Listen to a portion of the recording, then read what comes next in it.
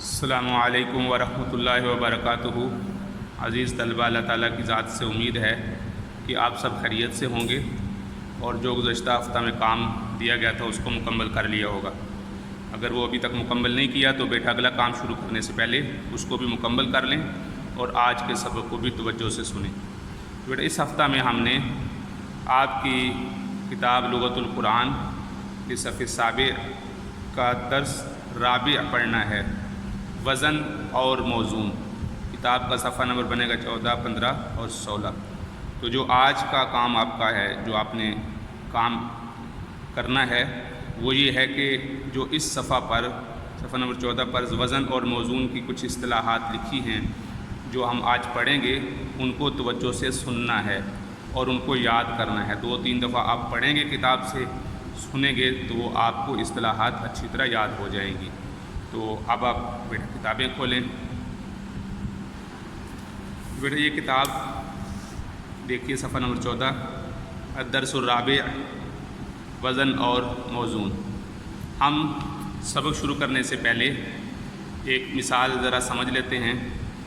یہ آپ کے سامنے میں نے ایک پرانی قسم کا ترازو بنایا ہے جو پہلے وقتوں میں ترازو ہوا کرتے تھے، اور اس میں 2 پلڑے ہوتے تھے، اور آج کل تو خیر جدید ترازو آ گئے ہیں، اس میں ڈیجیٹل ترازو آ گئے ہیں۔ آپ وزن رکھتے ہیں تو کمپیوٹرائز طریقے سے اس کا وزن ہو جاتا ہے، لیکن یہ کچھ عرصہ پہلے تک، بلکہ ابھی بھی یہ ترازو استعمال ہوتے ہیں بعض جگہوں پہ۔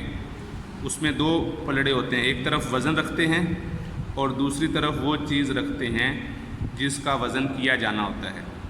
آپ نے دیکھا ہوگا بیٹا کہ جو دکاندار جن اس ترازو سے وزن کرتے ہیں ان کے پاس آدھا کلو کے، 2 کلو کے اور اسی طرح 5 کلو کے پتھر ہوتے ہیں، مختلف پتھر ہوتے ہیں۔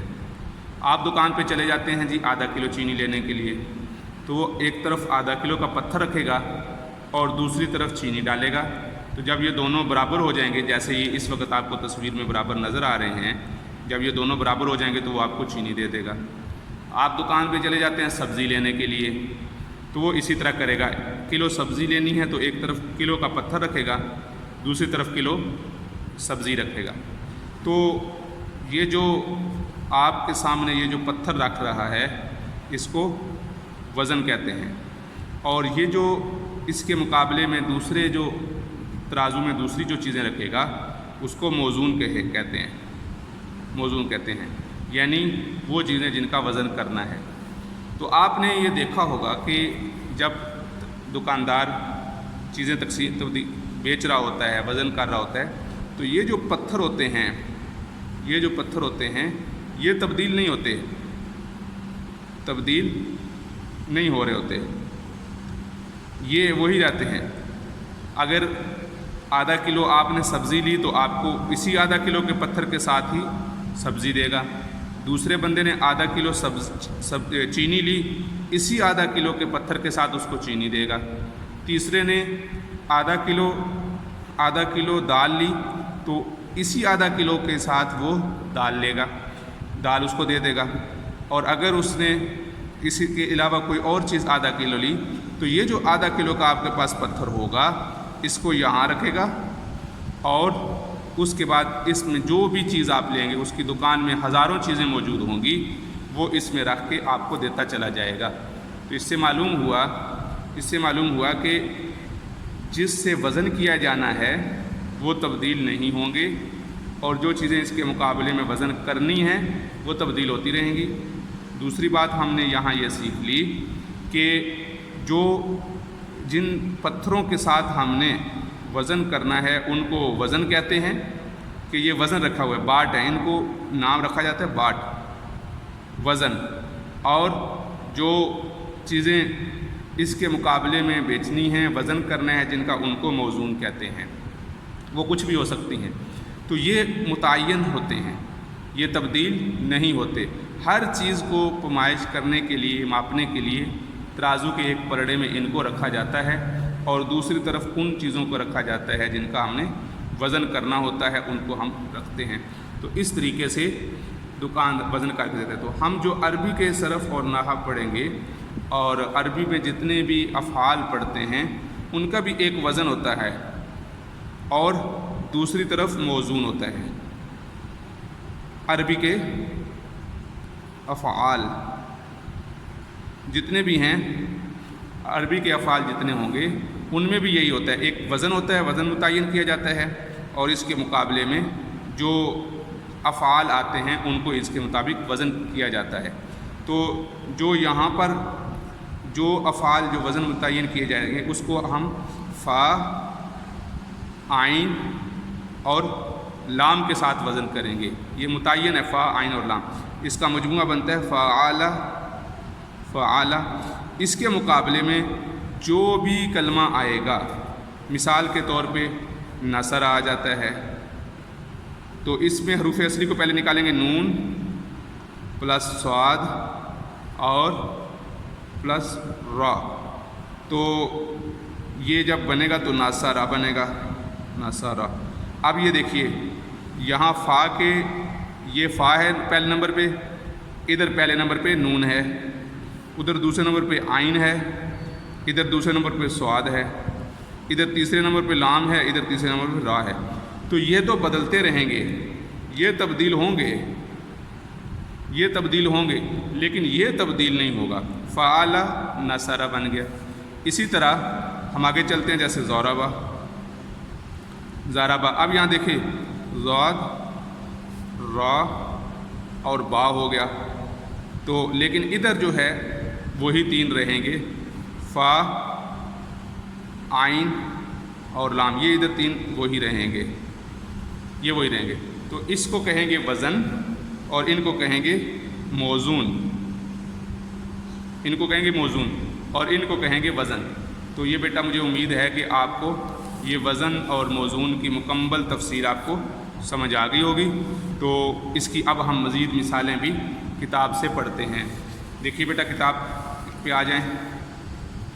अद्दर्स राबे, इल्म सर्फ़ में दो इस्तिलाहात कसरत से इस्तेमाल होती हैं, वो वज़न और मौजून हैं। इन दोनों इस्तिलाहात को समझने के लिए हमारे गिरदो पेश के माहौल से एक मिसाल ज़िक्र की जाती है। अब वो मिसाल देखिएगा, एक सब्ज़ी वाला जिसके पास मुख्तलिफ़ सब्ज़ियाँ होती हैं, मसलन आलू, टमाटर, ककड़ी वगैरह, इन सब्ज़ियों को तोलने के लिए उसके पास वज़न करने के मुख्तलिफ़ आलात और बाट होते हैं। वही जो लोहे के पत्थर जो मैंने आपको बताया था, लोहे के पत्थर बने होते हैं, कोई पाव का होता है, आधा किलो का भी होता है, 1 किलो का भी होता है। तो अब इस सब्ज़ी वाले से मुख्तलिफ़ लोग मुख्तलिफ़ सब्ज़ियाँ मुख्तलिफ़ हिसाब से लेते हैं। सब्ज़ियाँ किसी ने आलू लेने हैं, किसी ने प्याज लेना है, किसी ने टमाटर लेने हैं, किसी ने पाव लेना है, किसी ने आधा किलो लेना है, तो मुख्तलिफ़ हिसाब से लेंगे। कोई 1 पाव लेता है, कोई किलो लेता है, कोई आधा किलो लेता है। तो ये नापने वाले बाट को वज़न कहते हैं और जो सब्ज़ियाँ नापी जा रही होती हैं उनको मौजून कहा जाता है। तो बेटा आज हमने इस सबक में वज़न और मौजून को पढ़ा।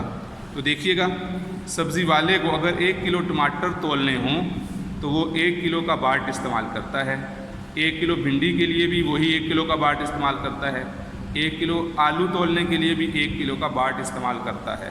तो अब देखें बेटा, जैसे हमने यहाँ ये मिसाल पढ़ी थी, यहाँ पर 1 किलो का पत्थर था, ये वाला पत्थर किलो का है, और इसके मुकाबले में ये सारी सब्ज़ियाँ, ये सारी चीज़ें पड़ी हुई हैं।